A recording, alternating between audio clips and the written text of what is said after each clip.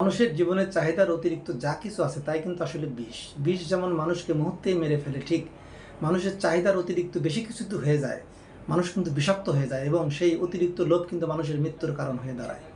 এই দেখেন, ক্ষমতার লোভে ক্ষমতার এত শীর্ষে পৌঁছে গিয়েছিল যে কিন্তু একবারে ক্ষমতাচ্যুত হয়ে গদিচ্যুত হয়ে কিন্তু দেশচ্যুত হয়ে গেল।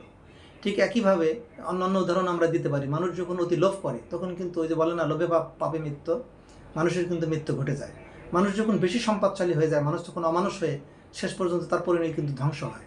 ঠিক একইভাবে মানুষ যখন বেশি প্রেম বেশি ভালোবাসা করে ফেলে, সেই প্রেম দ্বারা কিন্তু মানুষ কষ্ট পায়, পরিণতিতে কিন্তু তার মৃত্যু হয়।